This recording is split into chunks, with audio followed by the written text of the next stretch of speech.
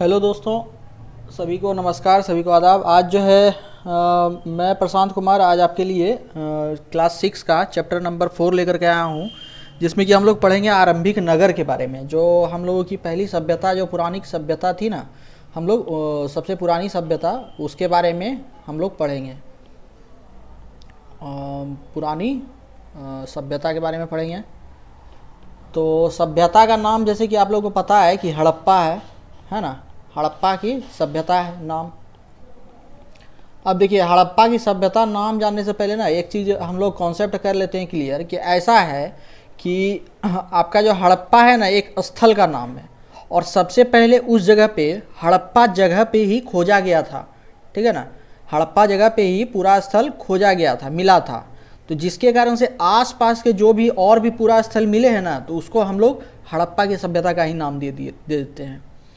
ठीक है, ये कॉन्सेप्ट आपका छोटा सा चीज़ है, इसको क्लियर आगे और पढ़ेंगे इसके बारे में। लेकिन ये हड़प्पा की सभ्यता इसे क्यों कहते हैं, इस बारे में आपको बता दिए कि हड़प्पा की सभ्यता इसलिए ही कहा जाता है क्योंकि हड़प्पा स्थल जो है सबसे पहले मिला था।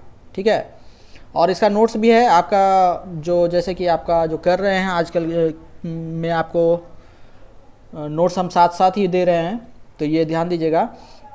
तो यहाँ पे देखिए, पहले हम जो है ना इसमें पढ़ेंगे हड़प्पा की कहानी। विशेषकर हम लोग हड़प्पा की पहले कहानी पढ़ेंगे, फिर उसके बाद नगरों की विशेषता क्या रही है वो पढ़ेंगे, फिर भवन, नाले, सड़क का निर्माण जो है और किस क्रम में है ना, वो पढ़ेंगे।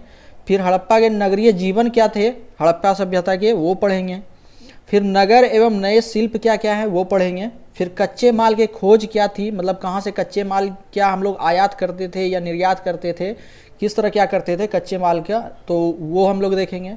फिर नगर के लोगों का भोजन किस प्रकार था वो हम लोग देखेंगे। फिर उसके बाद गुजरात में हड़प्पा कालीन नगर किस किस जगह है वो देखेंगे। फिर अंत में आकर के बात करेंगे सभ्यता के किस प्रकार से अंत हुआ, क्या एक ही कारण थे या और भी बहुत से कारण थे। ठीक है ना, तो इन सब चीज़ों को हम क्या देखेंगे, चैप्टर 4 में हम लोग पढ़ेंगे। एनसीईआरटी के हिस्ट्री के चैप्टर नंबर 4 क्लास 6 का जो है। तो पहले हम लोग बुक से ही देखते हैं। तो हड़प्पा की कहानी क्या है, तो लगभग 150 साल पहले है ना, 150 साल पहले, अभी से लगभग 150 साल पहले जो है, पंजाब में पहली बार रेलवे लाइन बिछाई जा रही थी, है ना। पंजाब में रेलवे लाइन बिछाई जा रही थी। ठीक है ना, ये बात आपका हो जाता है आपका लगभग में 1800 शताब्दी के, मतलब 1800 शताब्दी के मतलब कि उत्तर में। ठीक है, 18 शताब्दी के उत्तर में तो रेलवे लाइन बिछाई जा रही थी। इस काम में जुटे जो इंजीनियर थे ना, उनको अचानक से हड़प्पा पूरा स्थल मिले थे, अचानक से हड़प्पा का साइट मिला था। लेकिन वो उसको पहचानने में ना, मतलब कि पहचान नहीं सके कि वो क्या हड़प्पा का स्थल है। वो उनको लगा कि ईंट का भट्टा है, उनको ईंट का खंडहर मिला है। ठीक है ना, अब ये हड़प्पा स्थल किस जगह है, हड़प्पा स्थल आधुनिक पंजाब में पड़ता है, आधुनिक पंजाब पाकिस्तान में पड़ता है। तो उनको जो है, उनको लगा कि एक ऐसा खंडहर है जहाँ से अच्छी ईंटें मिलेगी। तो ईंट मिलने के चक्कर में, इसलिए कि रेलवे लाइन बिछाई जा रही थी, तो ईंट का प्रयोग रेलवे लाइन में ही कर दिया गया, रेलवे लाइन बिछाने में ही कर दिया गया। इससे कई इमारतें पूरी तरह से नष्ट हो गई, कई तो आधी नष्ट हुई, कई तो पूरी तरह से नष्ट हो गई। ठीक है ना, मतलब समझ लीजिए कि इतिहास एक तरह से बहुत सारा नष्ट भी हो गया उसमें, उस रेलवे लाइन बिछाने के चक्कर में। फिर उसके बाद लगभग में क्या है कि 800 साल पहले पुरातत्वविदों ने 80 साल पहले, 800 साल नहीं 80 साल पहले आर्कियोलॉजिस्ट ने इस स्थल को ढूंढा, और तब पता चला कि यह खंडहर जो है उपमहाद्वीप के सबसे पुराने शहरों में से एक है। उपमहाद्वीप के, जो भारतीय उपमहाद्वीप है, दक्षिणी उपमहाद्वीप है, तो इसके मतलब कि ये स्थल जो है, ये खंडहर जो है, ये क्या है, अपने उपमहाद्वीप के सबसे पुराने शहरों में से एक है ना। चूँकि इस नगर की खोज सबसे पहले हुई थी, इसलिए बाद में मिलने वाली इस तरह के सभी पुरा स्थल, जो इमारतें और चीज़ें मिली है, उन्हें हड़प्पा सभ्यता की इमारतें कहा जाता है। ठीक है ना, अभी बताए थे आपको कि हड़प्पा सभ्यता क्यों कहा जाता है, क्योंकि सबसे पहले हड़प्पा स्थल पे ही हम लोगों को ये मतलब कि पूरा स्थल मिला था। तो इन शहरों का निर्माण लगभग क्या है, 4700 साल पहले हुआ। इन शहरों का निर्माण, जो ये हड़प्पा की सभ्यता है, हड़प्पा सभ्यता कब की है, हड़प्पा सभ्यता है 4700 वर्ष पूर्व की, 4700 वर्ष पूर्व की। और फिर आपका जो द्वितीय नगरीकरण, जैसे कि बताए थे कि द्वितीय नगरीकरण क्या था, द्वितीय नगरीकरण कब हुआ था, द्वितीय नगरीकरण द्वितीय नगरीकरण हुआ था 2500 वर्ष पूर्व, है ना, अभी से 2500 वर्ष पूर्व। तो ये आपको ध्यान में रखना है कि हड़प्पा सभ्यता जैसे है 4700 वर्ष पूर्व हुआ था। फिर इसके बाद आगे हम लोग चलते हैं कि इसके और नगरों की विशेषता के ऊपर हम लोग जाते हैं। नगरों की विशेषता क्या थी, तो इन नगरों में से कई को 2 या उससे ज़्यादा हिस्सों में विभाजित किया गया था, ठीक है ना। अब देखिए इन नगरों को, एक मिनट, अब देखिए यहाँ नगरों की विशेषता क्या थी, यहाँ देखिए आपको समझाते हैं। इस जगह पहले देख लीजिए, ये आपका समझ लीजिए कि एक मिनट, ये जो है आपका इधर क्या था, एक पश्चिम साइड में था, एक पश्चिम साइड में था, और एक था आपका पूर्व हिस्सा में। तो पूर्व हिस्सा, पश्चिम में जो था, जो पश्चिम में था वो छोटा ऐसा था, ठीक है ना, वो तो क्या था, छोटा था, वो हिस्सा छोटा है। और जो पूर्व में है वो हिस्सा क्या है, बड़ा है, ठीक है ना। तो ये मतलब कि था, ये मतलब कि ऊंचाई पे बना हुआ था। ये क्या था, पूर्वी हिस्सा क्या था, पूर्वी हिस्सा निचले भाग में, और आपका पश्चिमी हिस्सा ऊंचे भाग पे। ये क्या था, ऊंचे भाग पे, है ना, और ये निचले भाग पे। तो ये हो गया आपका फिर बड़ा था, और ये क्या था, ये आपका छोटा था। तो ये आप समझिएगा, ठीक है ना। ये क्या है, पश्चिम हिस्सा, पश्चिम, और ये क्या है, पूर्व हिस्सा। तो ये जो ऊंचे, मतलब कि ऊंचे स्थल पे है ना, ऊंचे स्थल पे जो है, जो छोटे हैं, उनको कहा गया आपका नगर दुर्ग। इनको क्या कहा गया, नगर दुर्ग। क्या कहा गया, नगर दुर्ग, है ना। और इन्हें, ये नीचे है, ये जो, इसलिए इसको निचला नगर कहा गया। क्या कहा गया, निचला नगर, ठीक है ना। तो ये यही पूरा इतना में लिखा हुआ है, इस चीज़ को पढ़ते हैं हम लोग। तो इन नगरों में कई को 2 या उससे ज़्यादा हिस्सों में विभाजित किया गया है। मतलब कई को ऐसा है कि 2 या उससे ज़्यादा के हिस्सों में, मतलब कहीं कहीं 3 भी, 4 भी, 3 भी है, ठीक है ना। तो 2 या उससे ज़्यादा हिस्सों में विभाजित किया है। लेकिन अक्सर क्या देख रहे हैं कि कोई भी हिस्सा नगर है ना, तो उसको 2 हिस्सों में विभाजित किया गया है, सब मतलब कि लगभग में सभी का प्राय। तो पश्चिमी भाग जो है छोटा था। पश्चिमी भाग मैंने क्या बताया कि पश्चिमी भाग, ये देखिए, ये पश्चिमी भाग है ना, तो ये क्या है, छोटा है, छोटा है, और ऊंचाई पे बना है, यहाँ लिख दिए हैं, ऊंचाई पे बना हुआ है। फिर पूर्वी हिस्सा क्या है, पूर्वी हिस्सा बड़ा था, लेकिन यह निचले इलाके में था, है ना। तो ऊंचाई वाले भाग को पुरातत्वविदों ने, मतलब आर्कोलॉजिस्ट ने नाम दिया, क्या नाम दिया, नगर दुर्ग। क्या कहा, नगर दुर्ग। और निचले हिस्से को निचला नगर कहा। क्या कहा, निचला नगर। तो ये आपको ध्यान में रखना है कि निचला नगर कौन है, और मतलब कि नगर दुर्ग किसे कहते हैं, ठीक है ना। इससे क्वेश्चन आपका बन सकता है। और पिछले जो CSE के क्वेश्चंस में इस तरह के क्वेश्चन आ भी चुके हैं, ठीक है ना, कि पूर्वी हिस्सा किस तरह का था, और पश्चिमी हिस्सा किस तरह का था, में नाम दे दिया गया, मतलब उसमें दे दिया गया, नगर दुर्ग कहते थे, निचला नगर कहते थे। तो इस तरह से पूछा जा चुका है। तो दोनों हिस्सों की क्या है, 4 दीवारी पके ईंटों की बनी है। अब देखिए दोनों हिस्सों के जो 4 दीवारी है ना, पहले मतलब अंदर में तो जो मतलब कि है ही, ठीक है ना, अंदर में जो मकान बने हैं, मकान बने ही हैं। तो लेकिन इनकी जो 4 दीवारी है ना, ये 4 दीवारी आपको जो दिख रहा है, चाहे ये वो नगर दुर्ग हो, चाहे ये निचला नगर हो, ठीक है ना। यहाँ पे भी आपको समकोण में आपको घर आपको ऐसे काटे हुए मिल जाएंगे, ठीक है ना। वहाँ का ऐसा ही था, पैटर्न क्या था, ऐसा ही था, वहाँ पे ऐसे ही घर बनता था, ठीक है। सब समकोण होना चाहिए। तो इस तरह से आपका रहता था। तो लेकिन इसका 4 दीवारी जो है, चारों तरफ जो 4 दीवारी था, ये क्या था, पकी ईंटों से ही बनाया जाता था। क्या है, 4 दीवारियाँ जो होती थी वो पकी ईंटों की बनाई जाती थी। इसकी ईंटें इतने अच्छी थी कि हज़ारों साल बाद तक भी आज तक इनकी दीवारी है। अब सोच लें 4700 वर्ष पूर्व, ठीक है ना, आज से 150 साल पहले लगभग मिला, ठीक है ना। और वो अभी भी आप साइड जाकर के देखिएगा तो उसका ईंटा है ना, वैसे का वैसा ही लगेगा आपको देखने में कि है। है ना। अब क्या करते थे, ऐसे दीवार बनाने के लिए क्या करते थे, ईंटों की चिनाई इस तरह से करते थे जिससे कि दीवारें खूब मजबूत रहे, ठीक है ना। दीवारों पे चिनाई इस तरह की जाती थी कि दीवारें मजबूत रहे, ठीक है ना। अभी का आप जो वर्तमान में सीमेंट है, सीमेंट से जो कि हम लोगों का घर बनता है या फिर और इसका वैल्यू कितना रहता है। जो पहले जो चीना मिट्टी और ये सब का कई तरह का यूज होता था, चिनाई का पहले यूज हुआ, फिर उसके बाद उस टाइम में चूना का यूज होता था साटने के लिए, है ना, चूना और गोंद का। तो उसके बाद फिर अभी वर्तमान में सीमेंट का जो यूज होता है, तो उसमें जो है क्या है कि उसका मतलब एज कितना होता है, तो लगभग एवरेज रखा जाता है 70 से 80 साल, है ना। किसी सीमेंट का अगर घर बन रहा है तो उसका एवरेज क्या रहता है, उसके प्लास्टर वगैरह सब नहीं उखड़ने का, मतलब कि ठीक ठाक चलने का 70 से 80 साल रहता है। तो सोच लीजिए कि ये हज़ारों साल से बना है तो क्या ही यूज हुआ होगा और किस तरह से मतलब कि यूज किया गया होगा। तो ईटा से लेकर के ये सभी तक का आपको दिख जाएगा। तो दीवार बनाने के लिए क्या करते थे, ईंटों की चिनाई इस तरह से करते थे जिससे दीवारें खूब मजबूत बने रहें। फिर कुछ नगरों के नगर दुर्ग, अब देखिए कुछ ऐसे नगर हैं जो कि नगर दुर्ग है कि कुछ खास इमारतें बनाई गई थी, ठीक है ना। अब इसके अंदर भी नगर दुर्ग में भी खास इमारतें बनाई गई है। मिसाल के तौर पे जोधपुर में खास तालाब बनाया गया था। हम लोग इसको चित्र से और अच्छे से समझेंगे, ठीक है ना। पहले एक बार नज़र मार लेते हैं कि आखिर क्या कह रहा है। खास तालाब बनाया गया था जिसे पुरातत्वविदों ने क्या कहा, महान स्नानागार। क्या कहा, देखिए वहाँ तालाब मिला है मोहनजोदड़ो में, क्या है, नगर दुर्ग में ही, नगर दुर्ग के अंदर, निचला नगर नहीं, नगर दुर्ग के अंदर महान स्नानागार मिला है। बड़ा ऐसा स्विमिंग पूल एक तरह से कहिए।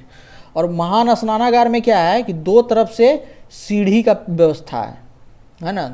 क्या है, दो तरफ से सीढ़ी का व्यवस्था है। और इसका चारों तरफ जो बनाया गया है ना, प्लास्टर जो किया गया है, मतलब कि जो घेरा गया है, इसको घेरा गया था किससे, ईंट और प्लास्टर का इस्तेमाल करते हुए। और पानी का रिसाव रोकने के लिए क्या किया गया था, प्लास्टर के ऊपर, प्लास्टर तो ईंट और प्लास्टर लगाया ही, लेकिन प्लास्टर के ऊपर क्या किया गया था, चारकोल की परत भी चढ़ाई गई थी जिससे क्या हो, पानी रिसे नहीं, पानी बाहर नहीं निकले, ठीक है। मतलब कि जो रिश्ता है पानी वो नहीं हो पाए, ठीक है। इस सरोवर में दो तरफ से उतरने के लिए सीढ़ियाँ बनाई गई थी। दो तरफ से सीढ़ी आपको मेंशन कर दी है इस जगह, है ना। फिर उसके बाद सीढ़ियाँ बनाने के बाद क्या था, चारों ओर कमरे भी बनाए गए थे। अब देखिए ये स्विमिंग पूल हो गया ना, तो समझ लीजिए कि इसके चारों तरफ, ये इस जगह आपका चारों तरफ कमरा भी बनाया गया था। मतलब इस जगह ऐसे कमरा भी है। अब कमरा है तो क्या मतलब कि क्या है, इस कमरे का मतलब क्या है, कमरे का मतलब है कि वहाँ चेंजिंग रूम है एक तरह से समझ लीजिए, है ना। क्या है, चेंजिंग रूम है। तो कमरे बनाए गए थे और इसमें भरने के लिए पानी कुएं से निकाला जाता था। बगल में कुआं बना हुआ है, इसमें पानी भरा जाता था। पानी क्या है, इसमें पानी भरा। और उसके बाद इस स्विमिंग पूल से पानी निकलने का भी व्यवस्था किया गया था, है ना। तो उपयोग के बाद इसे खाली कर दिया जाता था, ठीक है। शायद यहाँ विशिष्ट नागरिक कहा जा रहा है कि शासन करने वाला या पुरोहित होगा या अतिथि होते होंगे, तो वो लोग क्या करते थे, विशिष्ट नागरिक विशेष अवसरों पर स्नान किया करते होंगे, तो ऐसा माना जा गया है। अब फिर उसके बाद ये देखिए, ये मोहनजोदड़ो का साइट है। क्या है, ये मोहनजोदड़ो इस चीज़ का वर्तमान में आपका जिस जगह चित्र बनाया है आपका यही है, मोहनजोदड़ो के पास ही ये चीज़ हुआ है। ये आपका मोहनजोदड़ो जो देख रहे हैं, यहीं पे क्या है, आपको महान स्नानागार मिला है, ठीक है ना। तो हमको मोहनजोदड़ो में महान स्नानागार में हमको क्या क्या याद रखना है, महान स्नानागार में हमको याद रखना है, पहला बात, ईंट वो प्लास्टर का उपयोग, है ना। पानी रिसने से बचने के लिए क्या किया गया, चारकोल का उपयोग। फिर चारों तरफ क्या है, कमरे बने हुए हैं चारों ओर, इसको ऐसे लिखिए, चारों ओर कमरे हैं। फिर उसके बाद क्या है, कमरों के बाद आपका सीढ़ियाँ दोनों तरफ सीढ़ियाँ बनी है, ठीक है। फिर उसके बाद क्या था, कुएं से पानी भरा जाता था, कुएं से पानी भरा जाता। फिर उसके बाद क्या है, पानी निकासी का प्रबंध, है ना, निकासी का प्रबंध, सॉरी।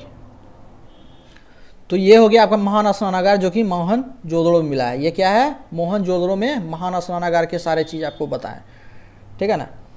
अब इसके बाद क्या है कि कालीबंगा और लोथल, यहाँ पे देखिए कालीबंगा और लोथल जैसे अन्य नगरों में भी अग्निकुंड मिले हैं। अब देखिए कहीं आपसे पूछ ले, क्वेश्चन ऐसा पूछ ले कि अग्निकुंड जो है निम्न स्थानों पे मिला है, ठीक है ना, और दे दे आपको आंसर में ए नंबर कालीबंगा, लोथल, सोतकांगडो, मोहनजोदड़ो, है ना, या फिर दे दे आपको कि कालीबंगा, लोथल, धौलावीरा, है ना, या फिर आपका दे दे फिर कालीबंगा, लोथल और आपका लोथल हो गया, चुन्हूदड़ो हो गया। तो इस तरह से अगर आपको मेंशन कर दिया गया तो आपका आंसर क्या है, और एक में दे दिया गया कि कालीबंगा और लोथल केवल, तो वही आपको सही करना है। एक नाम आपको सिर्फ यहाँ पे नाम जो है अग्निकुंड से मेंशन करता हुआ आपको मिल जाएगा, कालीबंगा और लोथल, अब बाकी सब गलत होगा। तो ये इसमें कंफ्यूज नहीं होना है, सीधा कालीबंगा लोथल किसी में भी रहे तो उसी को मतलब कि करेक्ट करना है। मतलब कि 3 नाम में अगर 2 नाम आपका कालीबंगा लोथल दिया हुआ है तो ये तीसरा नाम कहीं जुटेगा ही नहीं, तो ये तो गलत हो जाएगा, ठीक है ना।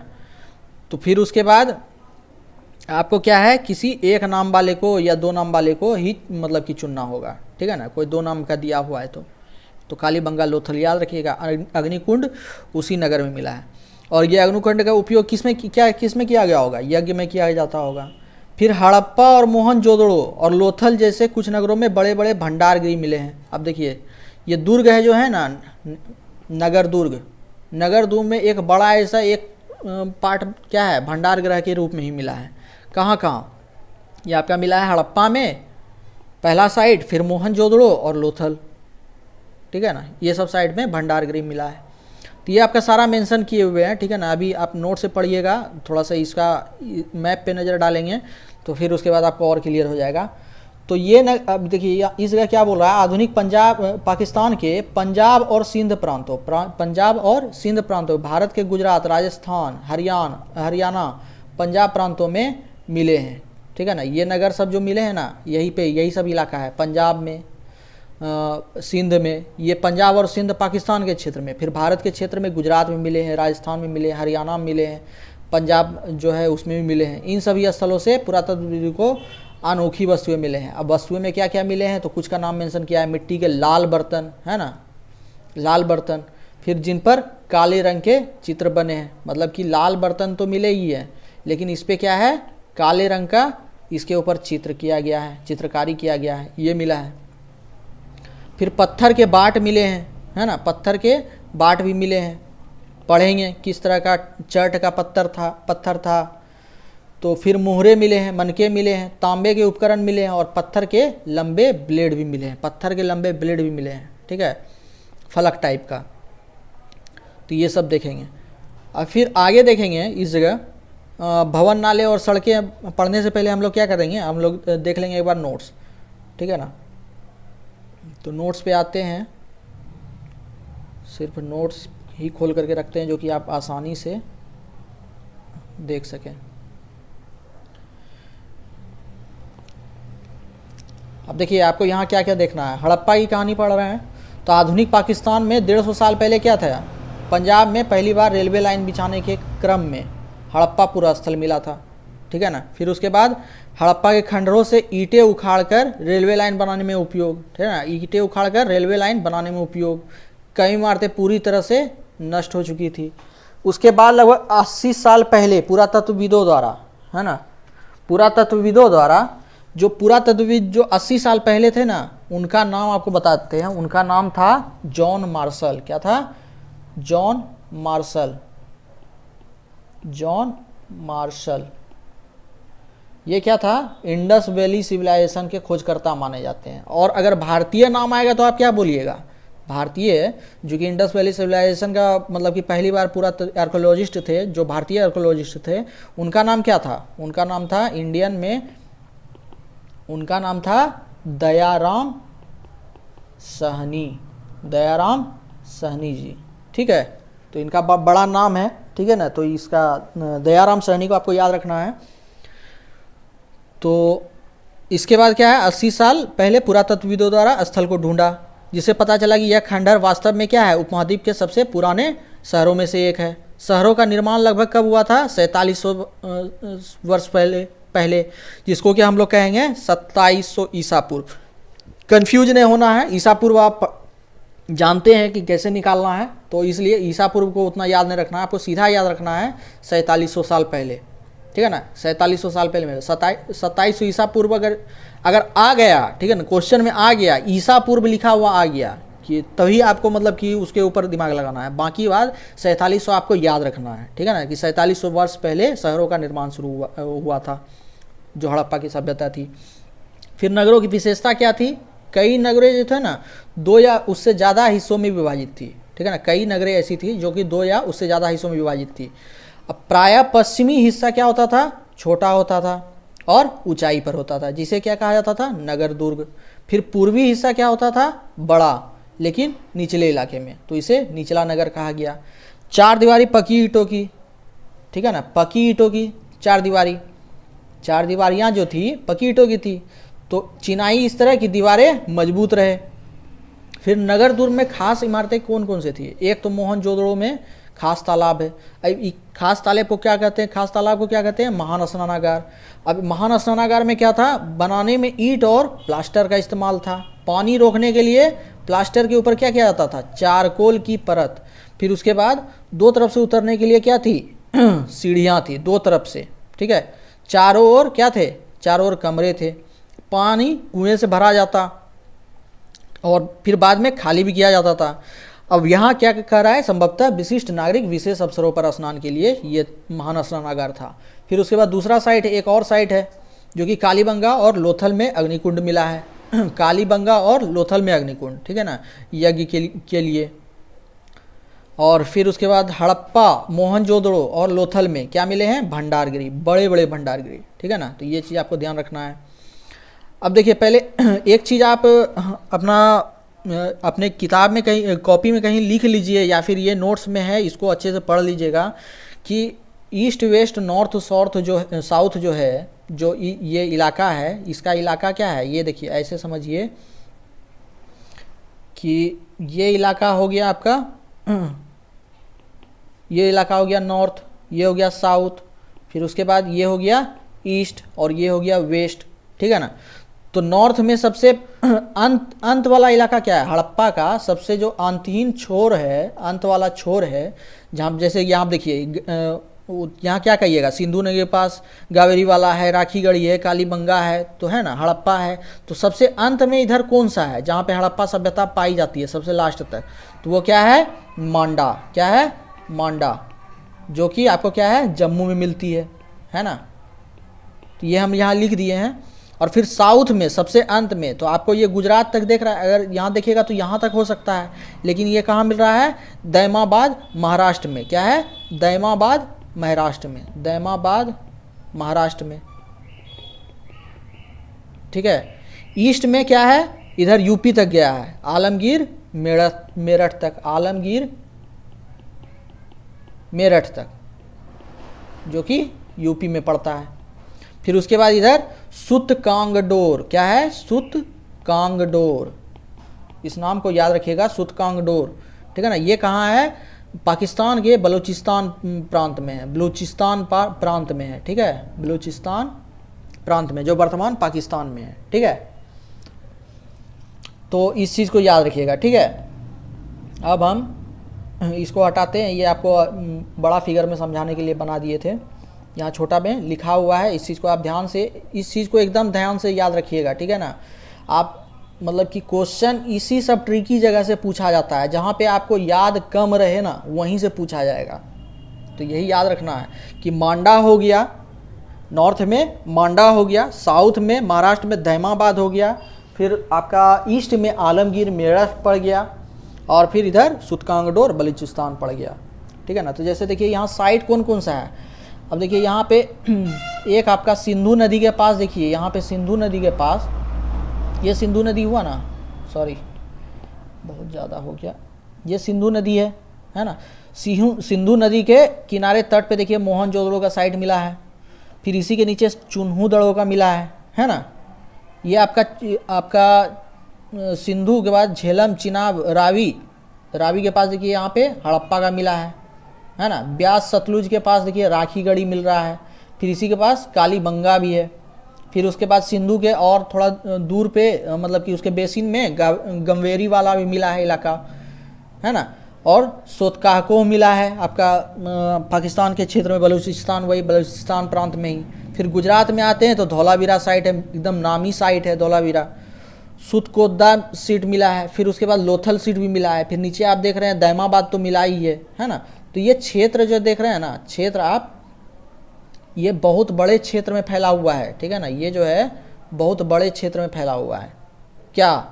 इंडस वैली सिविलाइजेशन, इसको क्या बोलते हैं? इंडस वैली सिविलाइजेशन, या फिर हड़प्पा सभ्यता, हड़प्पा सभ्यता, ठीक है ना। तो ये हो गया आपका इलाका, सब हो गया, ठीक है ना। इलाका क्लियर हो गया। अब आपका क्या बचा है इस जगह? तो मुझे नहीं लगता कि कुछ बचा हुआ है, और कुछ बचेगा तो मेंशन कर देंगे, ठीक है। भवन नाले, भवन नाले पढ़ेंगे, नगरीय जीवन पढ़ना है। और कुछ छूटा है आपका इस जगह? नहीं। तो देखिए शॉर्ट नोट्स बना तो कितना बहुत छोटा ऐसा बना ना, आपको मेन चीज़ समझना होता है, ठीक है। तो समझ में आ गया तो फिर आपका बहुत बढ़िया वाला बात है। नहीं समझ में आया है तो कमेंट में एक बार ज़रूर पूछिएगा कि कैसे बताएं, ठीक है ना। फिर से एक बार बताइए। तो जितना कमेंट करके आप कभी कुछ भी पूछ सकते हैं, ठीक है ना। अगर नहीं समझ में आ रहा है तो फिर से उसको हम मतलब या तो आप वीडियो दोबारा देख लीजिए, या नहीं तो फिर क्या कीजिए, आप हमसे क्वेश्चन कीजिए, ताकि हम आपके एग्जाम्पल के रूप में और भी समझा सकें। तो और कुछ इस जगह नहीं बचता है।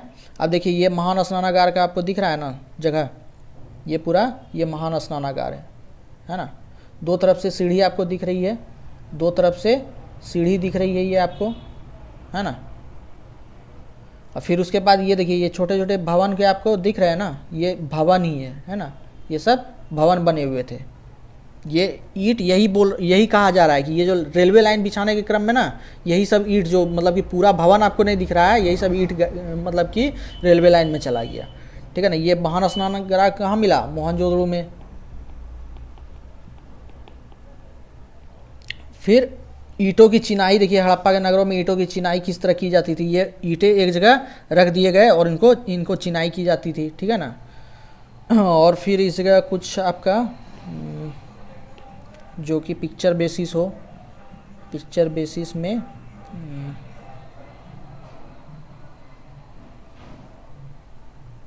मन के ये सब तो आगे पढ़ेंगे हम लोग।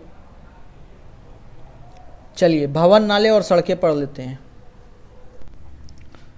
तो देखिए इस जगह जो है आपका जो, जैसा कि आपको बताए थे कि जॉन मार्शल के बारे में बताए थे और आपका दयाराम साहनी के बारे में। तो जॉन मार्शल यहाँ पे देखिए कंफ्यूज हो गए थे। जॉन मार्शल क्या है, ये प्रकाशित किए थे, ठीक है ना। ये प्रकाशित किए थे किसके बारे में?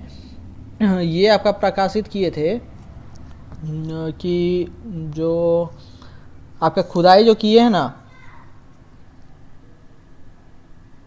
तो इसमें जॉन मार्शल वो अन्य द्वारा क्या किया गया था, लेखन किया गया था इंडस वैली सिविलाइजेशन के बारे में, है ना। इंडस वैली सिविलाइजेशन के बारे में इन्होंने पूरे विस्तार से बताया था, ठीक है।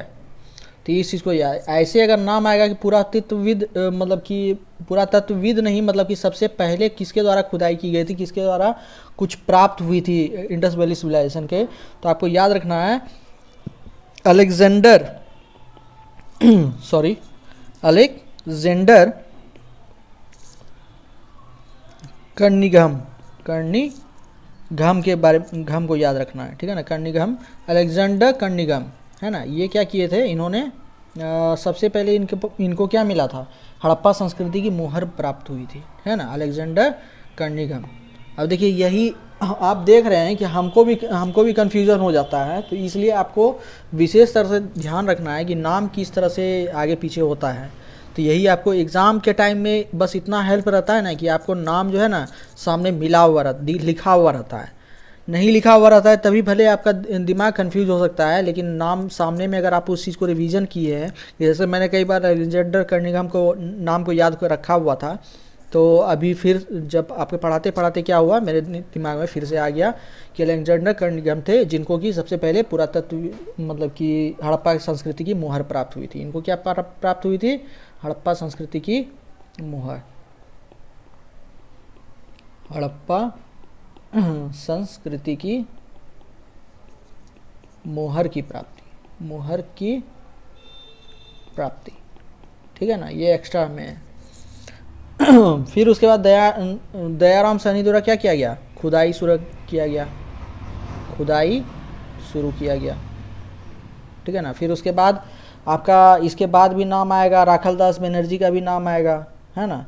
वो मोहनजोदड़ो का उनके द्वारा खोजा गया था। मोहनजोदड़ो किनके द्वारा खोजा गया है, राखल मोहनजोदड़ो, यहाँ लिख ही लीजिए। जॉन मार्शल आपका बाद में नाम लिखिएगा।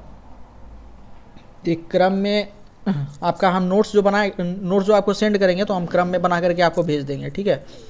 तो अभी फ़िलहाल हम आपको बता रहे हैं इस वीडियो में, तो याद रखिएगा। इसमें अलेक्जेंडर कर्निघन हो गए, हड़प्पा संस्कृति को सबसे प्रथम बार खोजा गया है, ठीक है। फिर उसके बाद इनको क्या हुआ था, हड़प्पा संस्कृति की मोहर की प्राप्ति हुई थी। फिर उसके बाद सेकेंड में भारत के दयाराम साहनी द्वारा क्या किया गया, हड़प्पा संस्कृति की खुदाई शुरू की गई। फिर उसके बाद आपका राखलदास बनर्जी द्वारा क्या किया गया था, राखलदास बनर्जी द्वारा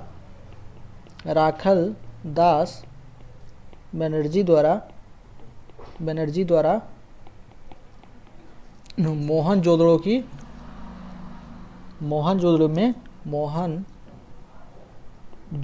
में सिंधु संस्कृति की क्या किया गया था, इनको द्वारा सिंधु संस्कृति की खोज की गई थी, सिंधु संस्कृति की खोज की गई थी, ठीक है। ये आपका जो है ना स्टेट पीएससी और सीएससी में ये सब नाम बनता है, इसलिए आप मतलब कि इस चीज़ को याद रखिएगा। हालांकि ये आपका आगे वाले चैप्टर में आएगा, लेकिन ये अभी से आप अगर नाम याद रखते हैं ना, नाम एक बार आप जाने रहिएगा तो आपका रिवीजन होते रहेगा। जब भी आप अगले चैप्टर में पढ़िएगा तो रिवीजन जो इंपॉर्टेंट रहेगा ना उसको कुछ हम पहले ही बता देंगे, ठीक है ना, जिससे कि आपका रिवीजन हो सके। जब देखिए 3-4 बार अगर आप किताब में ही पढ़िएगा या आपका वीडियो में ही देखते जा रहे हैं तो वो नाम आपको धीरे धीरे याद होने लग जाएगा, ठीक है ना। तो इसलिए नाम को कभी भी है ना ज़्यादा समय नहीं लगता है, बस नाम या करना है क्या, नाम को रिपीट करना है, ठीक है। तो नाम मतलब कि ये नहीं सोचेगा कि नाम रिपीट कर रहे हैं बार बार तो कोई फ़ायदा नहीं है, वैसा बात नहीं है, ठीक है। तो इसके बाद हम और भी जानेंगे, लेकिन ये सब नाम इम्पॉर्टेंट है। और आईबीसी के क्या किया गया, लेखन किया गया था जॉन मार्शल द्वारा, क्या किया गया था, लेखन किया गया था, जिसके बारे में जानकारी इन्होंने सभी को पहुंचाई अपने किताब के द्वारा, ठीक है। अब हम यहाँ पे नगरों की विशेषता पढ़ लिए थे। फिर उसके बाद हम लोगों को क्या पढ़ना था, भवन, नाले और सड़कें पढ़नी थी। तो भवन, नाले और सड़कों में देखते हैं कि क्या क्या था।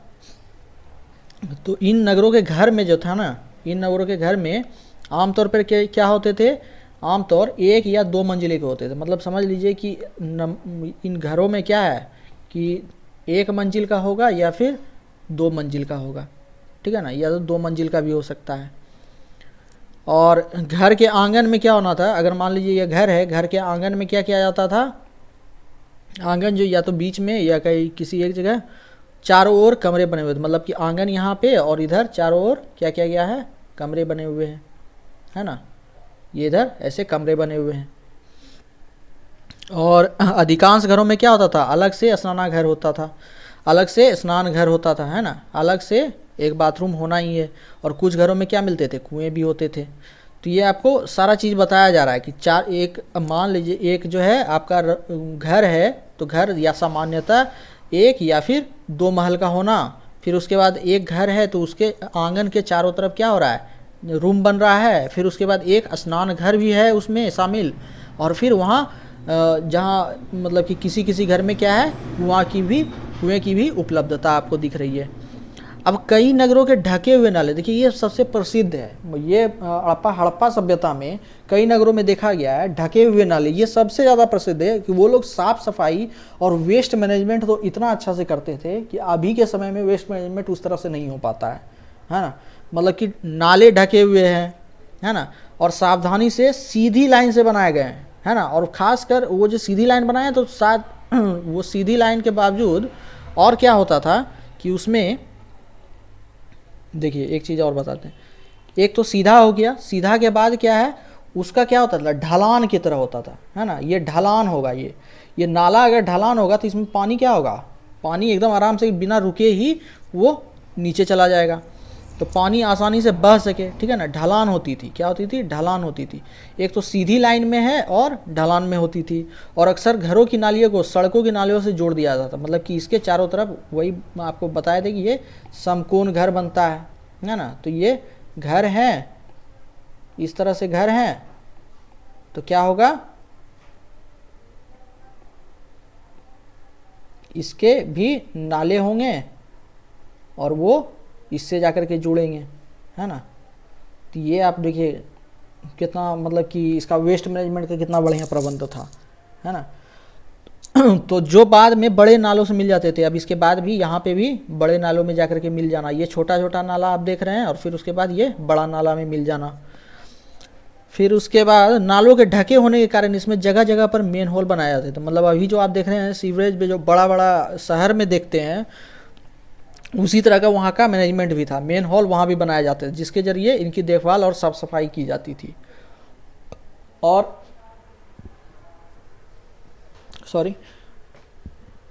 साफ सफाई जो की जाती थी ना, वो मतलब कि लगातार में होती रहती थी। ऐसा नहीं था कि उसको मतलब छोड़ दिया जाता था, है ना। फिर उसके बाद घर, नाले और सड़कों का निर्माण योजनाबद्ध तरीके से, है ना, योजनाबद्ध तरीके मतलब विशेषज्ञ द्वारा, है ना, विशेषज्ञ द्वारा करवाया जाता था कि किसी तरह का कोई परेशानी नहीं हो। योजनाबद्ध तरीके से एक साथ ही किया जाता था। तो मतलब कि जब काम शुरू हो गया तो मतलब वो कंप्लीट होने के बाद ही ख़त्म होगा। एक साथ किया जाता था, मतलब सारा जगह एक साथ घर बनाना, तो इस तरह का। अब इसके बाद हम लोग देखते हैं नगरीय जीवन, है ना। अब इसके बाद देखते हैं नगरीय जीवन किस तरह का था। तो हड़प्पा के नगरों में बड़ी हलचल रहा करती होगी, ठीक है ना। ऐसा माना जा रहा है कि हड़प्पा के नगरों में, अब ये देखिए, ये थोड़ा सा देख लीजिए, ये जो नाला है ना, ये आपको दिख रहा है, ठीक है ना। ये सब जो है नाला है, ठीक है ना। ये सब नाला, जो कि ये बड़ा नाला और फिर छोटा नाला, ये सब दिख रहा है आपको। तो इस तरह से योजनाबद्ध तरीके से बन रहा था। और ये आपका घर के अंदर एक आंगन में कुआं आपको दिख रहा है, कुआं मिल जाता है। फिर उसके बाद नगरीय जीवन किस प्रकार का होता था, हड़प्पा के लोगों का, सभ्यता के लोगों का, उस समय के लोगों का क्या नगरीय जीवन किस प्रकार का होता था। तो उसका आर्कोलॉजिस्ट द्वारा जो साक्ष्य मिला है, अवशेष मिले हैं, उनके अनुसार यहाँ पर ऐसे लोग रहते होंगे जो नगर की खास इमारतें बनाने की योजना में जुटे रहते थे, ठीक है ना। अब वहाँ नगर है, नगर में तो काम क्या होता है, बढ़ते ही जाता है, तो वो क्या हो, फैलेगा। पहले बनाया एक जगह इतना सा इलाके में, फिर उसके बाद आदमी आकर के चालू हो गया रहना, तो फिर इसी चीज़ को और बढ़ाया जाएगा। तो ये क्या होगा, एक तरह से ये बढ़ते ही जाएगा, ठीक है ना। तो ये बढ़ते जाएगा, तो नगर की खास इमारतें बनाने की योजना में क्या होता है, लोग जुटे भी रहते थे। ये संभवतः यहाँ के शासक थे। अब क्या है, इस चीज़ को मतलब कि बड़ा करने का क्या, किसका काम होना चाहिए, एक शासक जो है उस क्षेत्र को अपने मतलब कि नगर को बड़ा करते जा रहा है, डेवलप करते जा रहा है। यह भी संभव है कि ये शासक लोग को भेजकर दूर दूर से, यहाँ देखिए, यहाँ कह रहा है कि संभव है कि शासक जो है ना, लोगों को भेजकर दूर दूर से धातु, बहुमूल्य पत्थर और अन्य उपयोगी चीज़ मंगवाते थे, ठीक है ना। ये भी संभव है कि अब देखिए आयात वाला बात हो रहा है कि बाहर से लोगों को भेजकर धातु मंगवाया जाता था, बहुमूल्य पत्थर मंगवाना और अन्य उपयोगी वस्तुएं मंगवाते थे। शायद शासक लोग खूबसूरत मनकों तथा सोनों चांदी से बने आभूषणों जैसे कीमती चीज़ों को अपने पास रखते होंगे, ऐसा होता होगा, है ना। शासक क्या है, शासक जो है मनके और सोने चांदी, मनके और सोने चांदी या फिर कीमती वस्तु क्या करते थे, अपने पास रखते होंगे, ऐसा भी है। तो ये आप यहाँ पे देखें कि शासक क्या करते थे, बाहर भी भेजते थे लोगों को, मतलब कि धातु, बहुमूल्य पत्थर लाने के लिए। और शासक क्या करते थे, मन को और सोने चांदी के आभूषण भी अपने पास रखते थे। फिर नगरों में एक चीज़ और था कि लिपिक भी होते थे। लिपिक जो लिखने वाला है, ठीक है ना, जो मोहरों पर क्या करते थे, मोहरों पर अंकित करते थे, लिखते थे, ठीक है ना। मोहर पे लिखें और फिर उसके बाद हो सकता है कि मोहर के बाद अन्य चीज़ों पर भी लिखते हों, लेकिन अन्य चीज़ नहीं बच पाए, जबकि मोहर हमको बचा हुआ एक साक्ष्य अवशेष के रूप में मिला है, ठीक है ना। तो ये चीज़ ध्यान देना है आपको। तो फिर उसके बाद इसके अलावा नगरों में शिल्पकार जो थे, शिल्पकार जो है वो स्त्री पुरुष भी रहते थे। शिल्पकार जो है स्त्री पुरुष भी हो सकते हैं, स्त्री भी हो सकती है और पुरुष भी हो सकते हैं, ठीक है ना। नगरों में जो शिल्पकार रहते थे, जो क्या करते थे, घरों या किसी उद्योग स्थल पर तरह तरह की चीज़ें बनाते होंगे, है ना। जैसे आपको पता है कि हड़प्पा में क्या है, बहुत सारा खिलौना मिला है ना, बाट मिला है, और भी बहुत तरह का चीज़ मिला है। एक आपका डांसर, क्या बोलते हैं उसको, डांसर गुड़िया मतलब कि मिली है, तो ये सब मिला है, ठीक है ना। एक बहुत अच्छे व्यक्ति का मिला है जो कि शॉल ओढ़ा हुआ है, तो वो सब क्या है, शिल्पकार का काम कर रहे हैं ना, तो शिल्पकार ही ना वो सब चीज़ बना रहे हैं। तो वो क्या करते थे, घरों या फिर उद्योग स्थल वही हो गया जहाँ पे ऐसा कार्य किया जा रहा है जहाँ पे मतलब कि औजार बनाए जा रहे हैं या फिर खिलौने बनाए जा रहे हैं, तो वो इस उद्योग स्थल कहलाएंगे। तो इस तरह के बनाते होंगे। लोग लंबी यात्राएं भी करते थे, लंबी यात्रा के भी यहाँ साक्ष्य मिल, जैसे कि वहाँ से उपयोगी वस्तुएं लाते थे और साथ ही लाते थे सुदूर देशों के किस्से कहानियाँ। मतलब कि बाहर यात्रा करने के लिए लोग गए और वहाँ से कुछ सामान लेते आए और उस शहर का कहानी या फिर उस गांव का कहानी यहाँ भी आ पहुँच गया।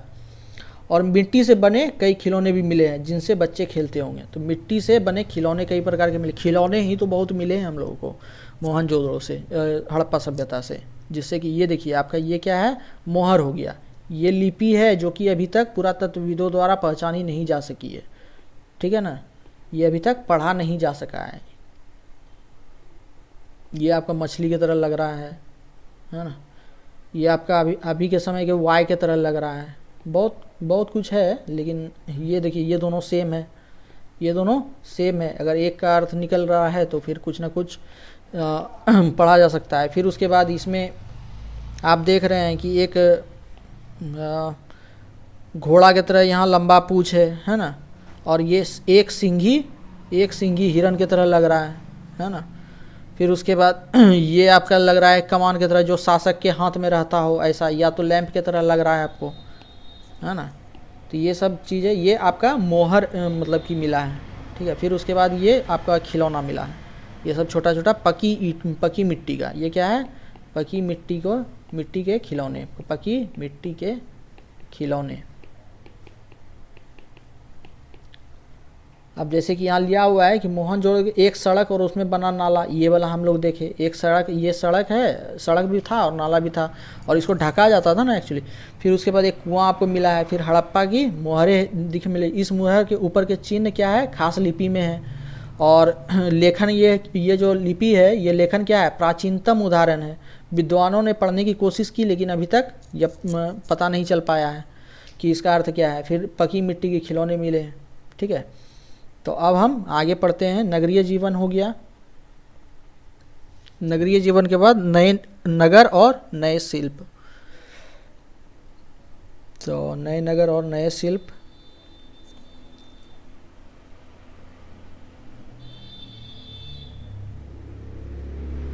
एक मिनट,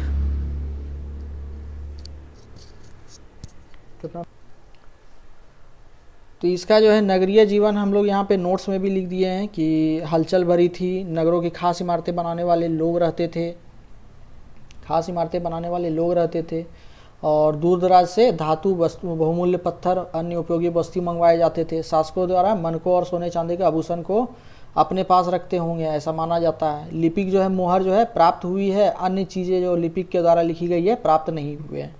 फिर उसके बाद शिल्पकार में क्या थे, स्त्री पुरुष दोनों होते थे जो घरों और उद्योग स्थलों पर क्या कार्य करते थे। सुदूर देशों की यात्रा की जाती थी, जो वहाँ से वस्तुएं और वहाँ की कहानी भी यहाँ पहुँचती थी। मिट्टी के खिलौने मिले हैं और चट पत्थर से बनाए गए बाट, ये आपका मेंशन कर दिए थे लेकिन ये आपका और डिटेल में पढ़ेंगे जब नगर और नए शिल्प पढ़ेंगे। तो ये है आपका अभी बनाए हुए हैं, ये भी जो है नोट्स तो बना दिए हैं, तो लेकिन आपका जो है ये आपका नेक्स्ट वीडियो में आपको इसके आगे पढ़ाया जाएगा, ठीक है। तो इसलिए कि लंबा हो जाएगा, नहीं तो क्लास लंबा हो जाएगा। नगर और नए शिल्प को थोड़ा सा अच्छे से समझाना है, सब कुछ बताना है। तो इसमें फेयंस का भी बात जिक्र आई है, फिर चट पत्थर की बात हुई है, तो विशेषज्ञ क्या थे, प्रशिक्षण कैसे लिया जाता था, ये सब बात हुई थी। कपास की खेती के भी इसमें मेंशन की गई है ना। तो ये सब आपको नेक्स्ट वीडियो में मिलेगा। तो अभी के लिए बस इतना ही गाइज। प्लीज़ शेयर कीजिए और शेयर कीजिए, ठीक है। तो लाइक, कमेंट और शेयर बहुत ज़्यादा कीजिए, ताकि मतलब कि एक कम से कम फैल सके। आपको अगर अच्छा लग रहा है, आप रेगुलर देख रहे हैं, तो मतलब कि औरों को भी अच्छा लगेगा, ठीक है ना। तो इसलिए प्लीज़ शेयर कीजिए, और ये रेगुलर रहेंगे तो किसी तरह का कोई प्रॉब्लम नहीं है। आप समय दीजिए, आपके मतलब कि इसी में समय दीजिए। आपको डिटेल से सब कुछ बता रहे हैं, कहीं छूट नहीं रहा है, ठीक है ना। जो नहीं समझने में आने वाली चीज़ है, उस चीज़ को हम रिपीट करते रहे हैं, ठीक है ना। और याद करने के लिए देखिए आपको किस तरह से मतलब कि कार्य कर रहे हैं, ठीक है। पहले से ही कुछ ना कुछ आपका लाते हैं, जो कि चट पत्थर जैसे अभी लिखे हैं आपको एग्जांपल के तौर पे। तो चट पत्थर आपको हम लोगों को 3-4 बार अगर हम बोलेंगे तो चट पत्थर याद हो जाएगा कि मोहनजोदड़ो में, हड़प्पा सभ्यता में जो चट पत्थर था उससे बाट बनाया जाता था। कहीं भी क्वेश्चन कभी भी आ जाएगा क्वेश्चन ना, तो आप कभी भी मतलब कि 1 लाइनर क्वेश्चन में आएगा तो उस चीज़ को भूलिएगा नहीं। तो इसलिए बोलते हैं कि शेयर कीजिए, कम से कम औरों को भी फ़ायदा मिले, ठीक है। और कम से कम मेरे मेहनत का थोड़ा सा परिणाम कुछ अच्छा है। तो आज के लिए बस इतना ही, आज के वीडियो में बस इतना ही। ठीक है, थैंक यू वेरी मच।